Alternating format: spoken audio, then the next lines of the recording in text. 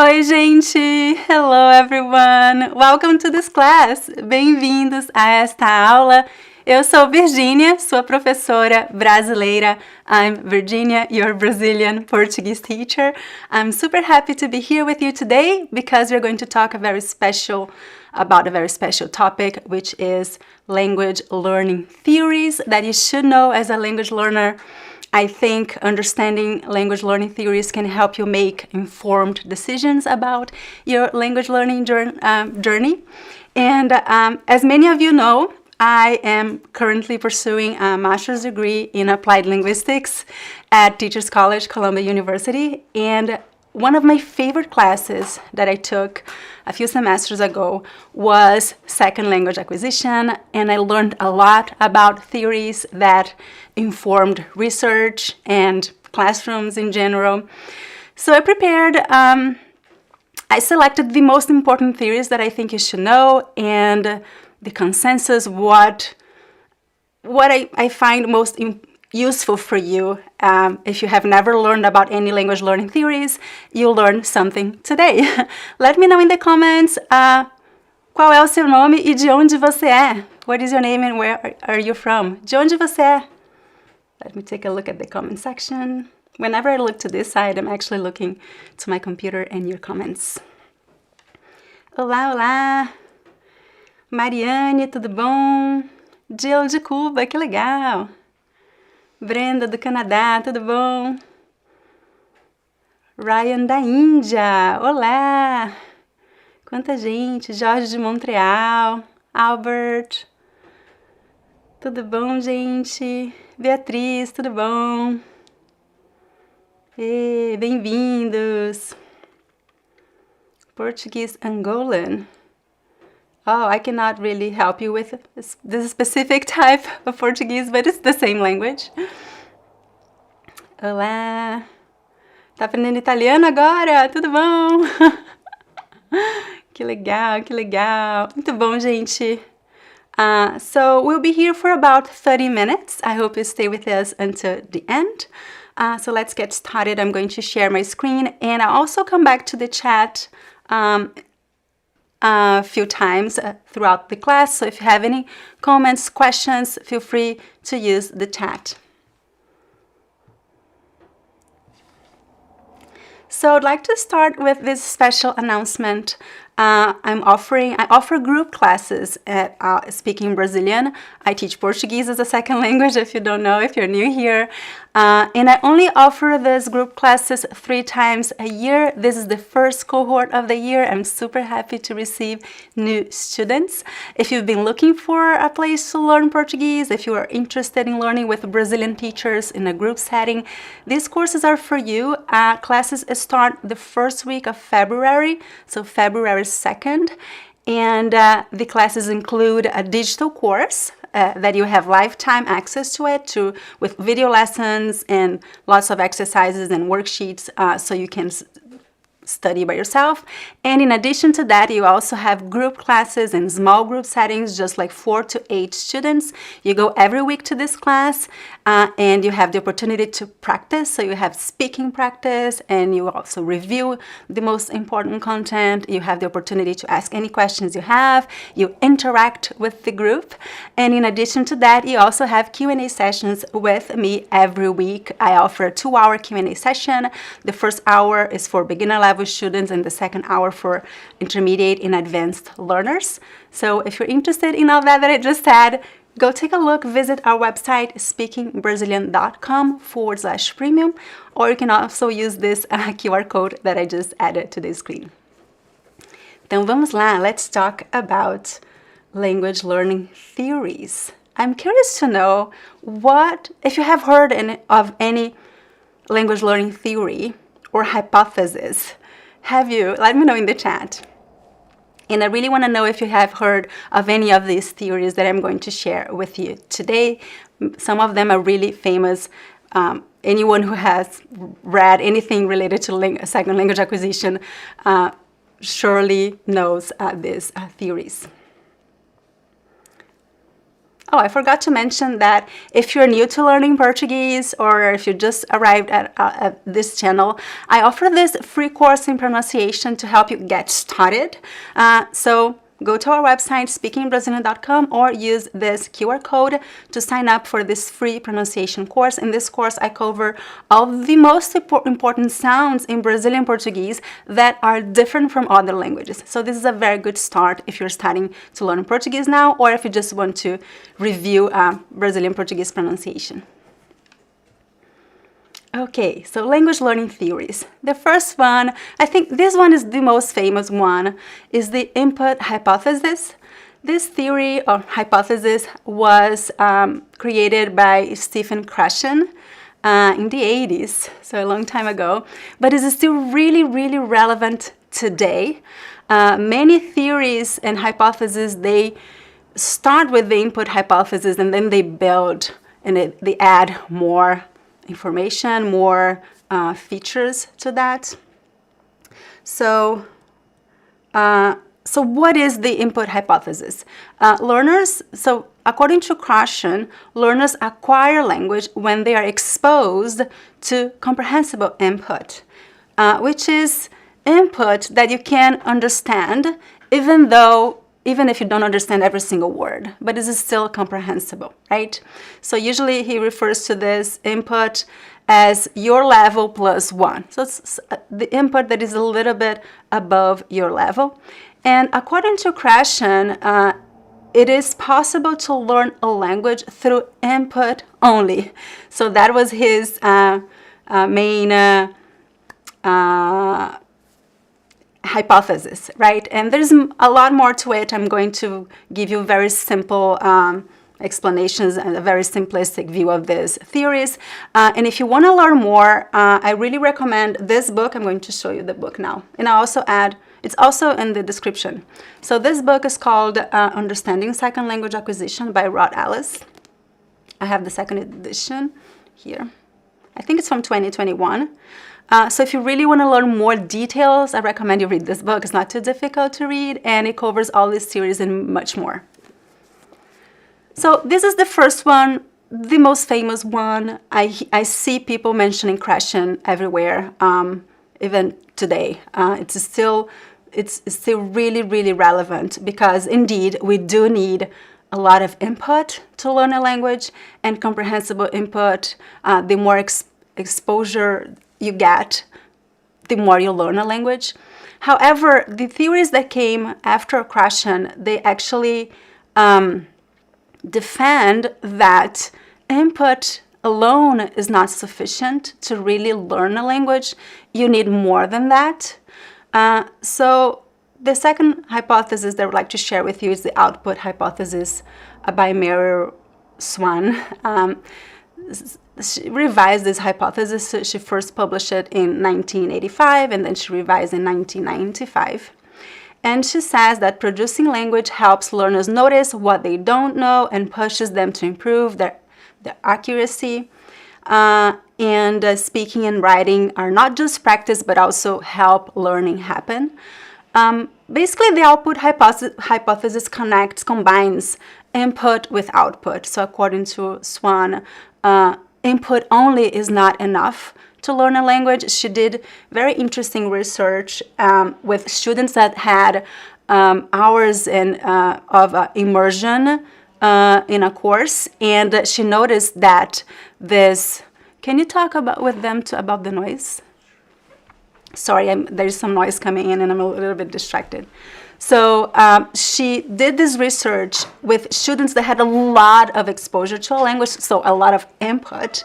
And she noticed that after they could really understand the language really, really well, but they could not really speak. They made lots of mistakes.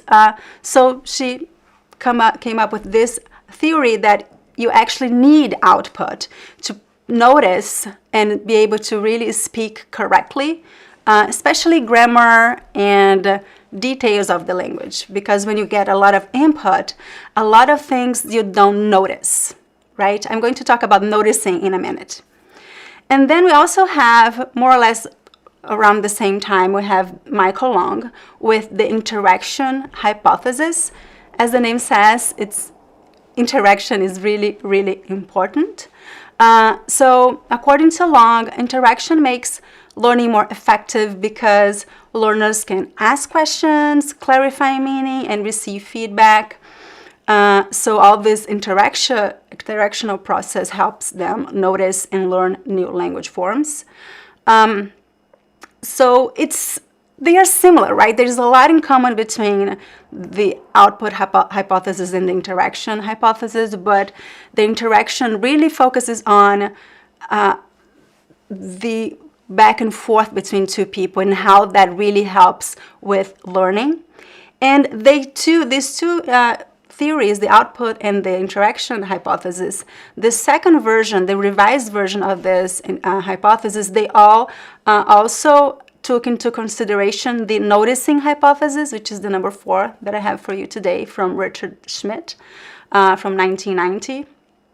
And the noticing hypothesis says that learners must consciously notice language features and input in order to learn them. So what you do not notice, you are unlikely to acquire. So based on this noticing hypothesis, so Michael Long believes that this interaction will really help you notice because you don't understand something, so you can ask clarification questions, or if you're interacting with a learner that is more advanced than you or a teacher, they will correct you and provide corrective feedback, and that will help you notice. And when you notice, you can improve and you learn. So everything, all these theories, they are connected. So you see that all input, output, interaction, noticing, they all combine. There is a little bit of conflict between the first theory, the input hypothesis, because Krashen defended that you needed input only, but all these other theories, they do include input in the process, right? Input is the first step. You need input, and then you add output, and then you add interaction, and all this together will help you notice patterns and acquire language. Another interesting thing about a connection between the interaction hypothesis and input hypothesis is that the interaction also helps you make input comprehensible, because if you are having an interaction, you are always getting input, right? Because a conversation includes input and output. But if you don't understand something, if something is not comprehensible, you can make it comprehensible by asking clarification questions. So the interaction itself also makes input more comprehensible. So everything connects in a very interesting way. And number 5 is sociocultural theory from Vygotsky. He's actually not from second language acquisition, but his theory was applied to second language acquisition by Lentoff in the 90s. And basically, he defends that language learning happens first through social interaction and support from others. With guidance and tools, learners gradually become more independent. This aligns a lot with classrooms, right? If you go to a classroom and you have the support of a teacher and other learners, that will really help you learn. It will help you with noticing. It will help you with interaction and output and input and all that. So everything is connected. I'm going to go to the chat to see if you have any comments about that. Have you heard of these theories? And I want also to know, how would you apply these? Do you input? Where do you get your input from? How do you find comprehensible input? How do you apply output and interaction? And then I'm going to tell you how I apply this in my own learning and in my teaching.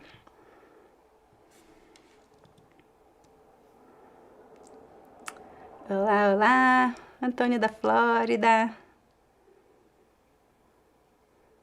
Oi, gente.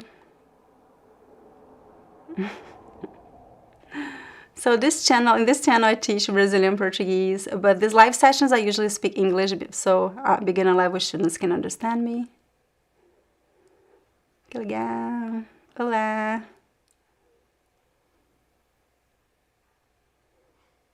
Never heard of it.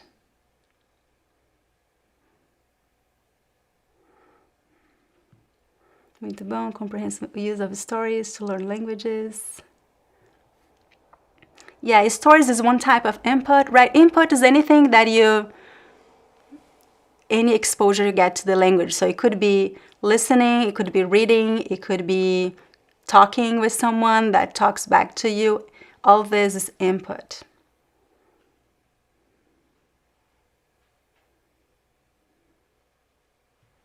Yes, it is connected. It's not necessarily like just like babies learn, right? But it is, listening is a type of input. And usually children learn, at least throughout the first years, they learn through input, but they also learn through output and through corrective feedback and through interaction, right? So we usually think of children learning and we only think about input. But this only applies to the first years when they are babies. But as soon as they can, they start doing what? Imitating the parents, right? They start speaking. They start producing output. And then the parents correct them. So children learn languages through all these processes, right? Not only input, but indeed input is the base of how children learn a language.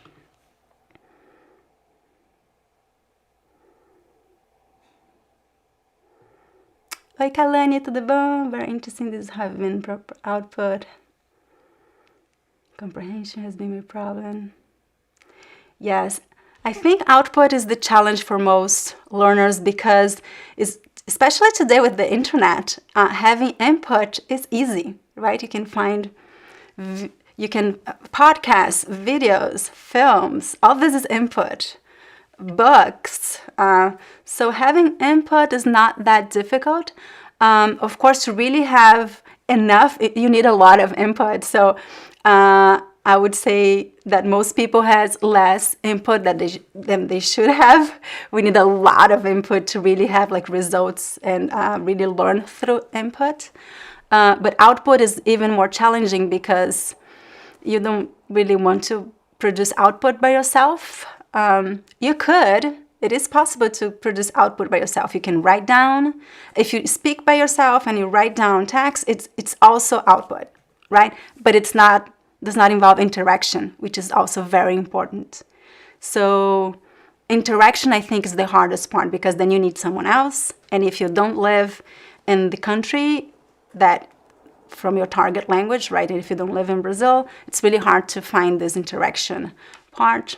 That's why I created the courses that I created. In my courses, I offer at least a little bit of interaction. We offer classes once a week. Ideally, you should have more than that, but that's a very good start. Querida, obrigada, Marinha. Olá, olá. I wish I knew decades ago. Yeah, I feel the same. I've been learning languages my whole life, and I feel like I did a lot of wrong things. It's hard to find, and the research on second language acquisition is recently new. It's not as old as many other types of research.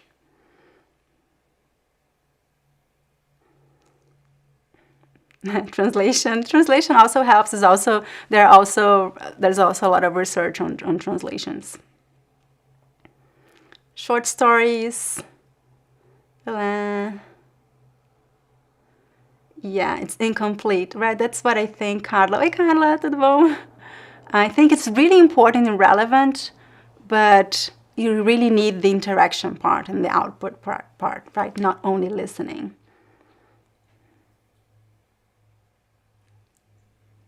Olá.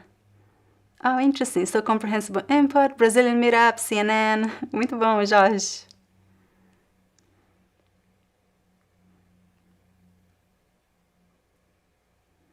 Oh, that's good. It's amazing that you have a Brazilian girlfriend. If you have Brazilian people in your life, that's an opportunity.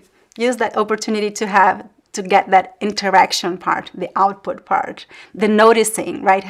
Ask them to correct you so you can notice. And the social part, right? So you have having contact with Brazilians will really help you with all these.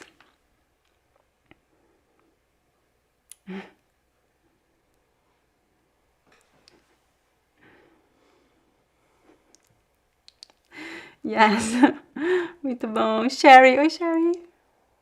Gatos macacos. Yes, yes. What you're going through is very normal, and I feel the same way with Italian sometimes. I can understand really well, but speak is like, I can, but it's so hard. It's part of the process because it's much easier to have input than output, right? And interaction. So the solutions is add more output, add more interaction, which is a challenge. There are some strategies that you can do. You can do, as I said before, output just by yourself, which is not the same as having interaction, but it helps. You can write, you can speak. At least you're getting some practice, even if you don't have a Brazilian person with you.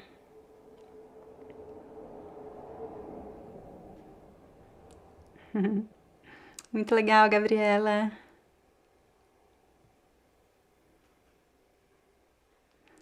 Bom, I love your comments.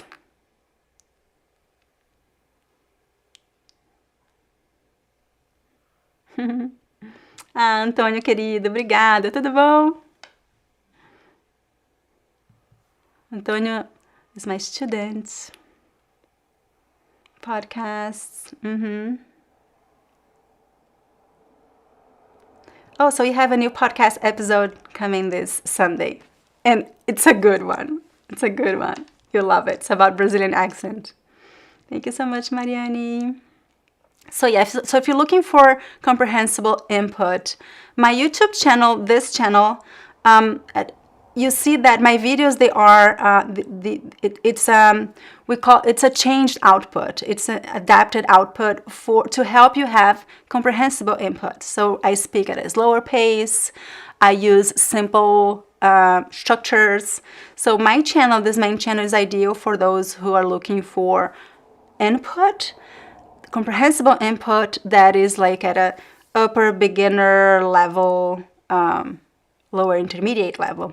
And then recently I created this new podcast to offer you comprehensible input for upper intermediate and advanced learners. So all this is all these are resources that you should use to get that input. You need a lot of input to learn. And one good thing about input that we should always have in mind is that even it's not the only thing you need, but it will really help you learn a lot of things implicitly. When I say implicitly, I mean you're not learning grammar rules, right, explicitly. But the more you listen, the more input you get, listen, read, right, the more you learn things that without even noticing it. So there's the noticing part is not part of it. But you are learning implicitly, and then one day when you need to use the language, you might remember it and use it. You acquire a lot of passive knowledge, which is the knowledge that you know, you understand, but you cannot really use it. But sometimes this passive knowledge becomes active knowledge if you practice output and interaction, and then this passive knowledge becomes then active knowledge, so you can actually use it. So all this is connected. So I think one thing that I wanted to really take out from this class is that you should not follow just one of these theories, but all of them together. This is the most important thing that I want you to remember, because language learning is complex. It takes a long time. It takes a lot of effort, and it's just not one thing. It's a lot of things. And strategies that you can find your own strategies, but these theories, they cover the most important things that you really need.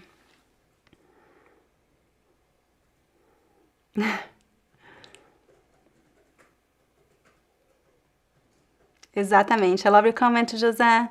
I agree. What is best is it really depends, right, on the situation, on the person. There are so many individual differences.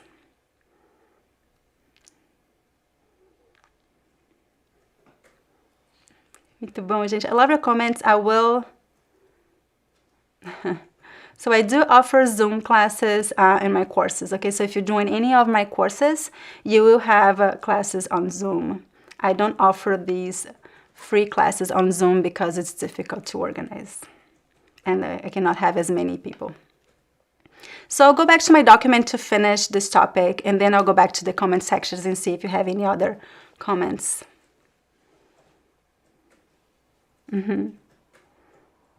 Ross. For output coupled with interaction, I would like to confirm I really like Speaking Brazilian Academy and Teacher AI. Yeah, Teacher AI is a fun way to get this speaking practice. It's not a real interaction. It's something very new, right? Now we can have interactions with AI, which is crazy. There is some research. I'm actually taking a course on AI and Applied Linguistics this semester because I'm curious to learn what is happening in the language learning world related to AI. But thank you, Ross. Speaking Brazilian Academy is the place to go if you want speaking practice at an upper intermediate and advanced level. So I just want to share with you now to sum up, what is best? You know the answer. There's no one best thing. There's no agreement between researchers. A lot of these theories, there are many more, right? I just talked about 5, but there are dozens of relevant theories, maybe hundreds of hypotheses, but there's no consensus of what is best. But there are some points with which most researchers agree. So number 1, everyone agrees that input is necessary. We know that. We need a lot of input. But remember that input only is not enough, right? We need also output. Meaningful use matters. So what does that mean?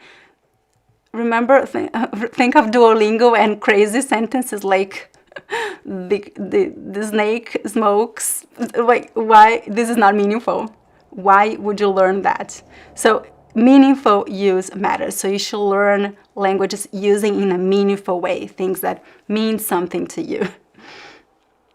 And that in real life situations, or that look like real life situations, right? Number 3, feedback and noticing really helps learning. So learners benefit a lot from corrective feedback, reformulations, being pushed to notice form. And this you get a lot if you have a teacher. If you join one of our premium courses, you get corrective feedback, you get the teacher will help you notice things that you need to improve, and this really, really helps with acquisition. Number 4, learning is gradual and variable, so don't expect learning to be like a straight line. It's more like something like this. It's uneven, context-dependent, individual. There are a lot of individual differences, and there's a lot of coming back and forth, and you have to revise a lot of things. You need to study the same content many times to really understand it and be able to use it. And number 5, social and affective factors also matter when you're learning. So all this is affected by motivation, identity, anxiety, relationships, classroom climate, and other things. So this is the most important things that I want you to remember and learn related to second language learning acquisition. And all my courses are grounded in this research. So if you are my student, you probably can see, Virginia does this and does that. Everything that I covered in class today, my courses are grounded in that. I do my best to give you a lot of comprehensible input. All my videos are in Portuguese. I'm teaching this class in English because live classes I cannot add subtitles. But when you sign up for a course, you will have a lot of comprehensible input. Also, all my premium courses, they include meaningful speaking practice from day 1 at a beginner level, and a lot of speaking practice if you are more advanced, if you join the Speaking Brazilian Academy. We have interactive group classes. You get feedback on homework assignments, like written assignments, but also feedback in class when you are speaking. You get explicit attention to key patterns so you notice what you need to learn. And a lot of support from our team and teachers, from our teachers and the rest of our team.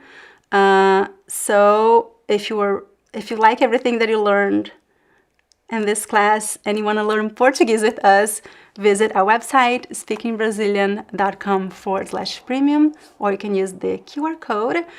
We have classes starting in February.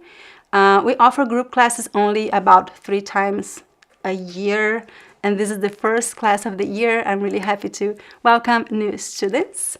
And now I'll go to the chat and see what other last comments or questions you have for me, okay?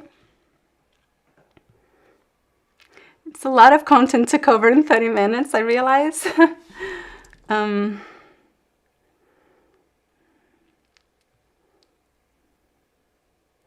Yeah. Yeah, I think immersion input is always like the most important. And it's easy to have that if you, in every day. One thing that I do, I listen to podcasts every morning. And when I'm going to choose like a new Netflix show to watch, I look for shows that are in my target language. So you find a lot of interesting things in Brazilian Portuguese on Netflix. This is a fun way to get input. Que legal! Oh, that's amazing, Gabriel.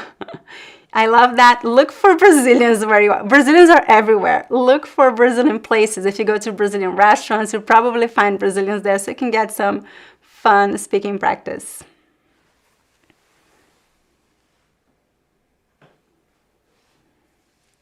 Olá!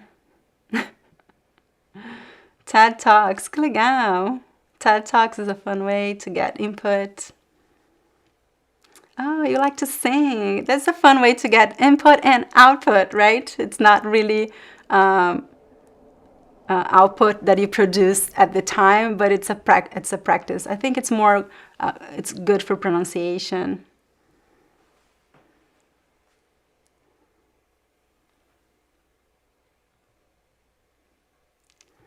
So, question from Marine.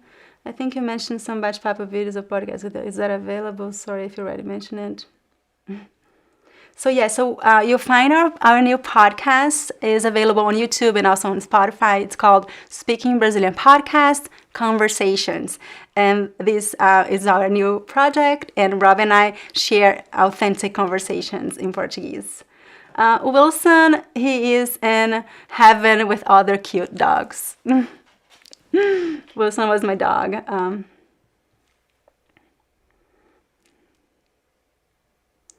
Muito bom.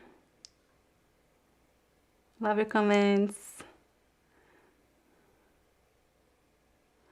Obrigada. Falo com a minha cunhada, que bom. What is the minimum recommended age to start learning Portuguese as a second language? There is no minimum age. For children, the earlier the better, of course. The earlier the better. Children, they have superpowers. I'm kidding, of course, but it feels like it. They can hear sounds that adults cannot. That's why children learn pronunciation much better than adults. But there's no minimum. If you have if a couple have a kid and they are multilingual, say, let's say one parent is English speaker and the other parent is Portuguese speaker, I recommend you teach both languages to your kid, because kids, they can learn 2 languages at the same time, and they will be 100% fluent in both. They will be really bilingual. I would recommend teaching as soon as possible if you can, because they can learn and they learn fast. And there's no also limit age to start learning if you're older. There's no limit. You can always learn a language. Of course, it might be harder if you have never learned a language ever in your life and then you decide to learn when you're older. It will be challenging, but it is possible.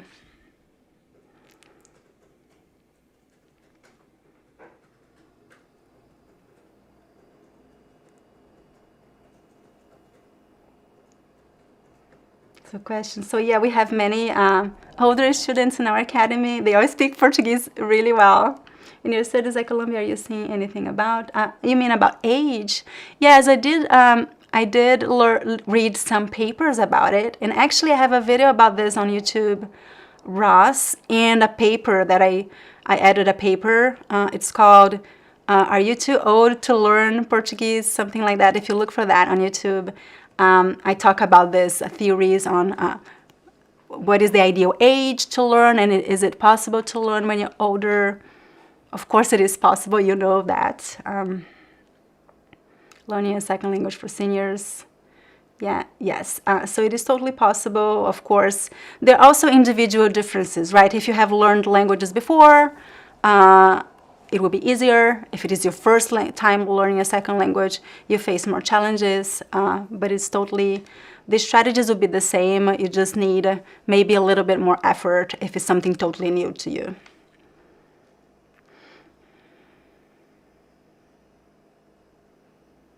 Ei, olá, Alberto. Obrigada, obrigada.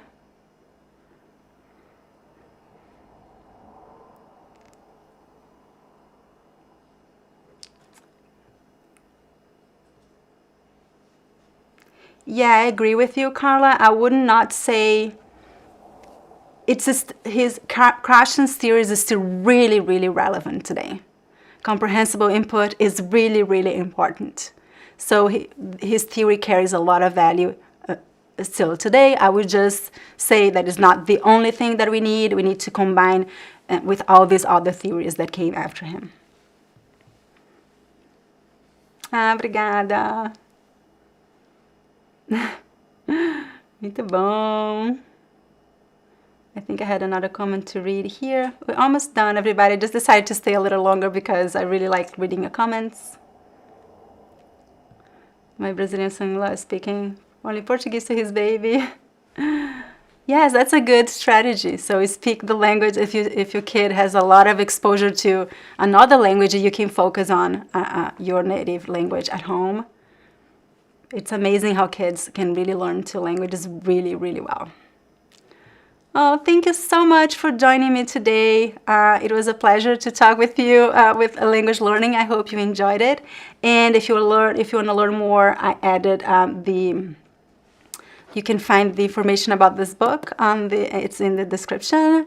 And if you want to learn Portuguese with me, go take a look at our courses. Visit our website, speakingbrasilia.com. Remember to like this video, and I'll see you next time. Um abraço. Tchau, tchau.